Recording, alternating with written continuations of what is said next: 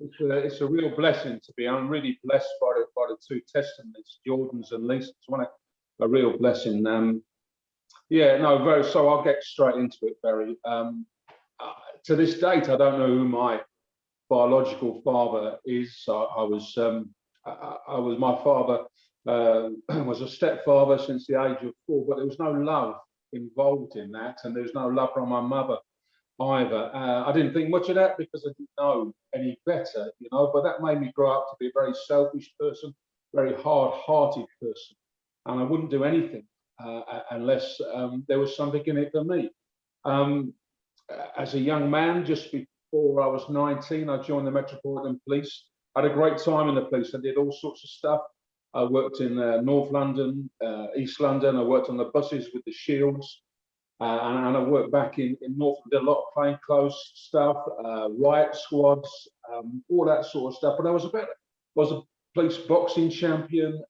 I played rugby for the police, but I was about the furthest away from being a Christian the police has ever been in my life. Why? Well, I'm ashamed to tell you, I used to swear on the Bible many times in court. It meant nothing to me. It might have been a copy of FHM, Woman's Weekly, or the Sporting Life. It didn't mean anything at all.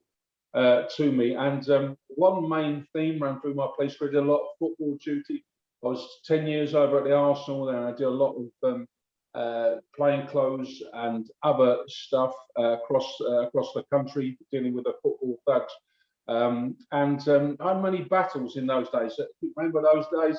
Everyone was standing up. It was a terrorist sort of thing. There was no CCTV cameras. There was no camera phones, and we used to get stuck in. We had a little bit of truncheon. We enjoyed the battles, but I got stuck in the middle of an amazing battle one day between Arsenal and West Ham United. It was inside the ground in Highbury where Arsenal played, and I was fortunate to get out of that without any serious injuries. But it played on my mind that I could have. That was the first time I ever felt vulnerable as a police officer. I had a big moustache in those days, and they called me the Walrus over at the Arsenal. I got married. I married a lovely lady called Linda, but I didn't love her because I didn't know how. She'd say, "I love you." I'd say, "Me too." That's about as far as we get. I had 2 sons, Tom and Jamie. Did I love those boys? I didn't know how to love, so the answer is no. And I wasn't a great father because everything else came before my family. My work, my rugby, my drinking, my socialisation, it all came before my family. And if you're on here tonight, you know that every action has a consequence. Every choice you make has a consequence. And I made a choice to join a younger set of police officers, all plain clothes, and started enjoying the single man's lifestyle, going out to pubs and clubs after work, enjoying one-night stands, slipped into that adulterous affairs, all that sort of stuff. And I left my wife, sadly, at a time when her mother was terminally ill with cancer. Her mother was dying of cancer, and I walked out of the house. Things got worse for me because in a nightclub in North London, I had a fight with an off-duty copper, and I knocked his teeth out, and I found myself on a series of assault charges. I ended up 5 days at Woolwich Crown Court with the judges, with the wigs and all that. And if I'd have got found guilty, I would have gone to prison. Prison for a copper wasn't going to be a great place. I got not guilty. I got a not guilty verdict. That was all down to that football match I told you about. They call it post-traumatic stress syndrome, and that's what I was suffering from. And looking back, like Lisa said, I had a hole here, and I tried to fill it. We know it's a God-shaped hole, don't we now? But I tried to fill it with all sorts of things. And I was looking at something now that was going to fill that hole. That was money and material things, because I slipped into a world of criminality because I was training at the local gym with a load of guys who were all villains, and I started doing a bit of work with these guys, and I had plenty of money. But you know something?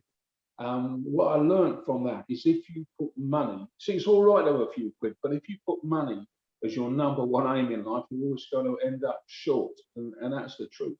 There's a verse in the Bible, many people misquote. They say money is the root of all evil. They miss out one word. It's the love of money. It's the root of all evil.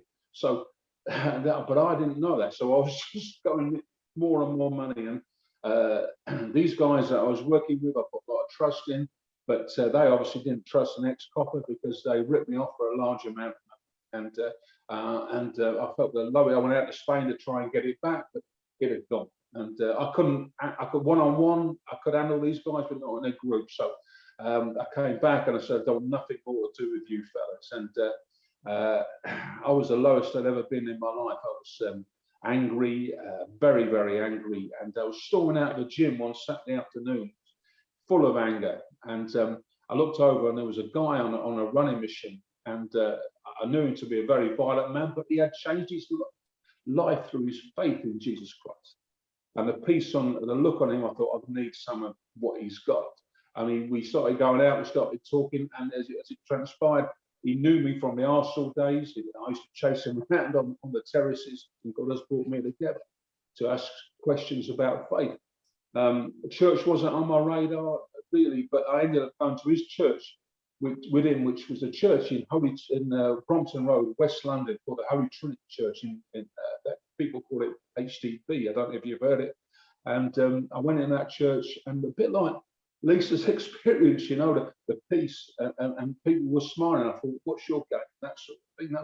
That's how I was. I didn't trust anybody or anything, but I was wrecked. That evening, I said a prayer with a guy called Nicky Gumbel. I don't know if you know that guy. I didn't know him, obviously, but now I know he's a vicar of that church, and he fronts up a Christian course that they call the Alpha course. I said a prayer, the most powerful words I've ever said in my life. Why? Because those words changed my life. And it was a simple prayer. See, I knew hell. I knew what hell was because I was living it.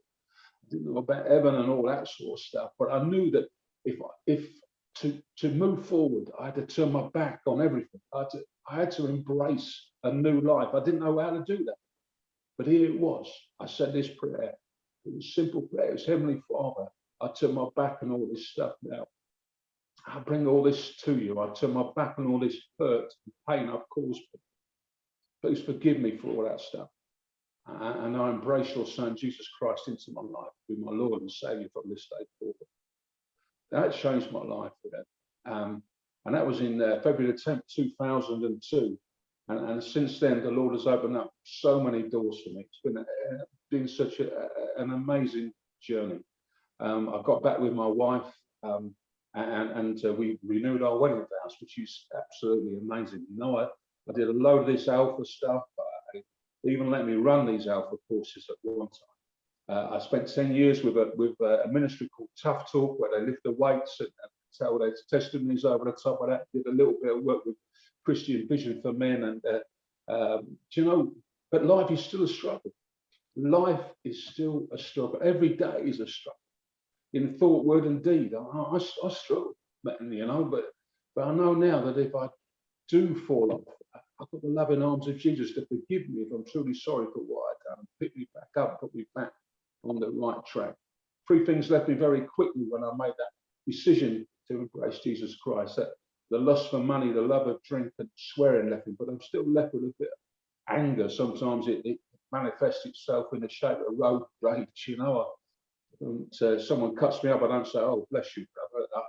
I struggle a little bit with that. So we're all struggling a little bit with it.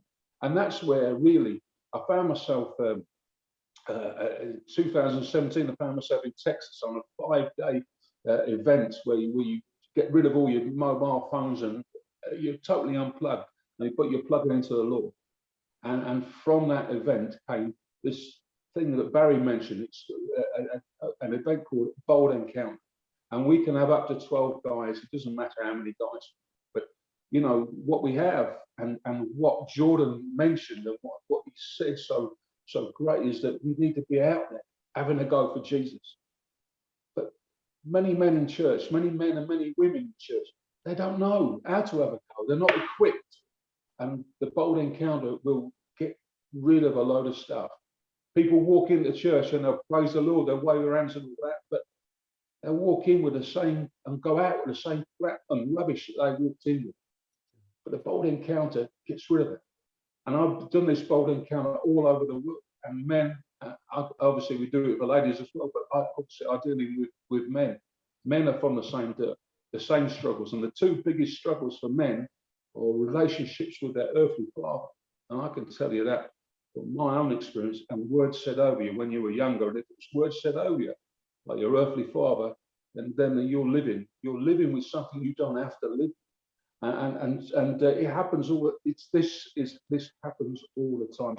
So yeah, these bold encounters are absolutely amazing. Men are getting set free.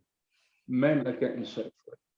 But I'll just finish off with this. I'll just say this is, what does Jesus mean to me? Well, he's everything. He's absolutely everything. He died for me, for my sins, and he saved me. He rose again and he saved me. And he led me to the Father.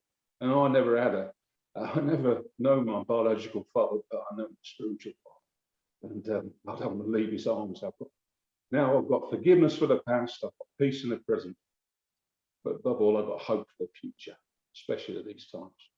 So thank you for this opportunity, Barry. I love the guys of the FGB, and I love the evangelistic ethos of this organisation. And when I meet and hear men like Bruce Wick, like Dave Riley, like Barry, like Andy Parker, like Terry Lowe, when I hear these guys, they've got more enthusiasm for saving the lost than men of their age. Man, I'm telling everybody about it, believe. So thanks, Barry, for the opportunity.